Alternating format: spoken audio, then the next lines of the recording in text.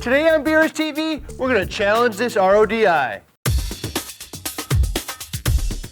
Hi, I'm Ryan, your host of BRStv Investigates, a weekly YouTube series which explores popular reefing theories, products, methods, what the manuals are missing with a focus on putting them to the test. This week we're going to examine the general advice that you need 50 psi for an RODI system to operate properly. We'll take a look at where this information comes from and then put it to the test. What happens if you go over or under that from two angles, rejection and the resulting TDS in the product water, as well as the water production or how fast water is produced? I think we're going to uncover something pretty interesting. The recommendation of 50 psi comes directly from the RO membrane manufacturer, which in our case is Dow. Even if the membrane in your system has a different label, it's very likely Dow material because they're the largest residential membrane manufacturer in the world. It's pretty universally agreed the highest performance, and they OEM all kinds of private label applications. That said, I think it's just best to use the Dow labeled membranes because you know what you're getting and they're NSF certified, which means you know that they meet NSF standards and safe. If we take a look at the Dow membrane specifications, at 50 psi we're going to produce 75 gallons per day and in theory reject 99% of the salt or TDS. Note that it says typical rejection, meaning there are a lot of factors that go into this, but in most cases you should be close. So don't get too hung up if you're seeing 97 or 98% rejection. Assuming the system is set up right, it's likely something unique about your water supply. For instance, these rejection and flow rates are based off a standard of 250 TDS softened tap water at 77 degrees and only 15% recovery of product water. Only a portion of you are running softened water, very few of you are supplying 77-degree water, and almost none of us are operating at 15% recovery or a 7-to-1 waste to product water ratio. Who wants to waste 700 gallons of water to produce just 100 gallons of product water? It's much more common to operate at the 25 to 35% recovery or a 3-to-1 or 4-to-1 ratio. So all that said, the spec sheet clearly states 96% rejection is the minimum, meaning you should see anywhere from 96 to 99% rejection. For example, if your home's water has a TDS of 100, the membrane should produce water in the 1 to 4 range before it enters the DI. So let's put this all to the test. We're going to test the RODI system we have hooked up to the BRS 160. For this test, we removed anything that has the potential to impact results, and running straight RO without the auto shutoff, which at high enough flow rates could potentially subtly impact the water production flow rates. To control the pressure, I'm using a Watts pressure reducing valve and an Aquatic booster pump to get us into the higher ranges.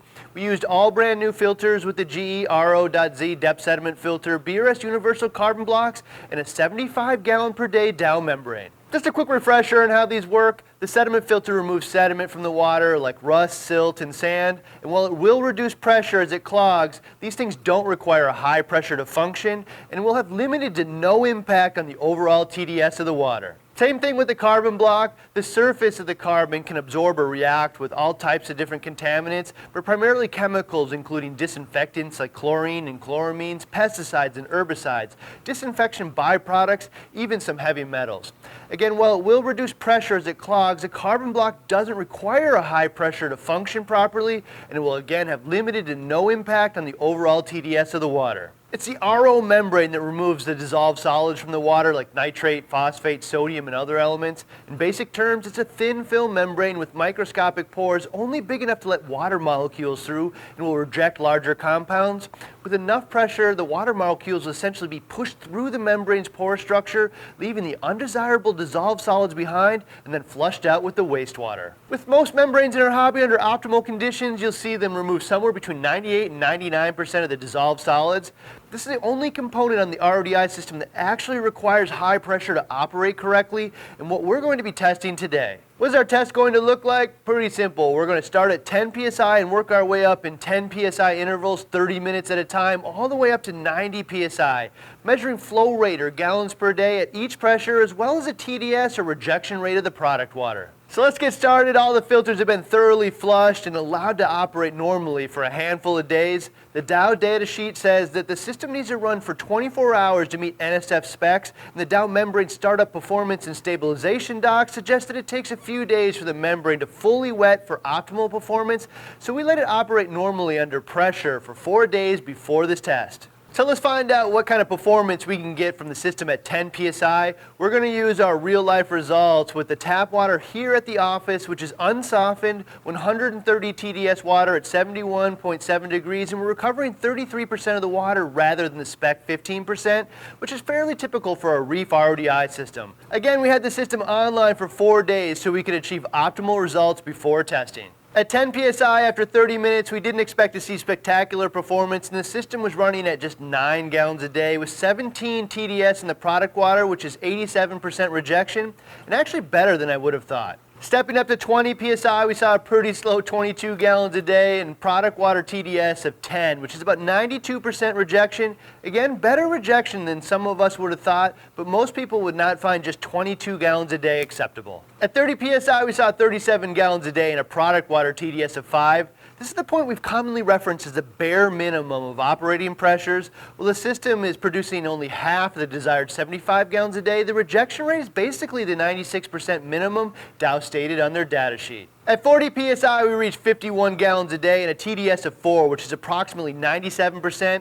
And finally, at 50 psi, we saw 69 gallons a day and a TDS of 3, which is just shy of 98% rejection. Now, this is a tiny bit slower than the 75-gallon spec, but almost certainly directly related to the fact that our cold water supply is 71.7 degrees rather than 77. Higher temps will always increase flow rates. It's also 1% off the optimal 99% rejection, but there are dozens of factors that could be impacting that, mostly related to the actual type of impurities in our water supply. I think we've pretty definitively shown that pressure matters and hitting the manufacturer's recommended spec of 50 psi has significant value. However, what happens if you go beyond that?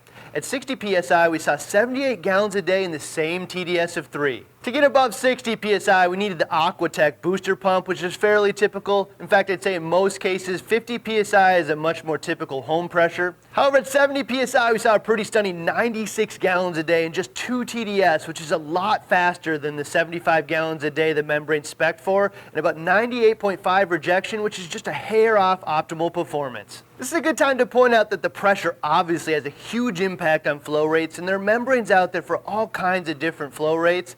Most are designed to be a different flow rate at the same 50 psi. However, there are some private label options out there that use the same flow rate membranes and then fudge the operating specs to get more marketable higher flow rates. A good example is marketing a membrane at 90 gallons a day. However, to achieve that, their specs recommend 60 psi rather than 50. When asked directly, most of these manufacturers will admit that it's just a 75 gallon per day down membrane, that if you run it at 60 psi with 77 degree water, you'll achieve 90 gallons a day. But because most people don't have 77 degree water in their cold water line, you'll probably need 65 or even 70 psi to achieve the claimed 90. More or less, this is just a shell game, and I think kind of deceptive because I'm pretty certain less than 10% of the reefers out there have 70 psi at home, and they won't be able to achieve the marketed flow rates. I think this is the main reason reefers are just better off using clearly labeled Dow membranes, which are NSF certified and have clear data sheets available. Continuing on to 80 psi, we saw 109 gallons a day and the same 2 TDS, and at 90 psi, we saw a pretty amazing 120 gallons a day, and again, 2 TDS. This was the limit of our booster pump, but if we could go higher, I'd expect to see continued increases in flow rates and gallons per day. The membrane is spec'd at a maximum operating range of 150 psi. However, not only would that be hard to achieve, but RODI systems are more prone to leak at higher pressures. And generally speaking, I wouldn't recommend going over 90 psi, and I think most people are better off not pushing the limits and protecting their homes by sticking to 70 psi as a maximum. So net result of our test on a 10-point scale of Reef Fantasy to Reef Certainty, does an RO system require 50 psi? I'm going to give this an 8 and pretty close to a Reef Certainty. You could get away with 40 psi or maybe even 30, but it certainly comes at a performance cost. In fact, I think in today's test we pretty definitively demonstrated pressure plays probably the single biggest role in RODI system performance in most residential installs. That wraps up today's BRStv Investigates. Don't forget to check out today's poll and see if the community generally agrees with our findings and share your voice on the matter.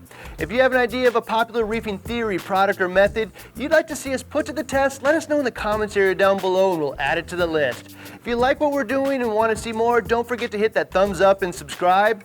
See you next week with BRStv Investigates, where we find out how many tests you really get from each brand, and do reagent refill kits make testing cheaper in the long run.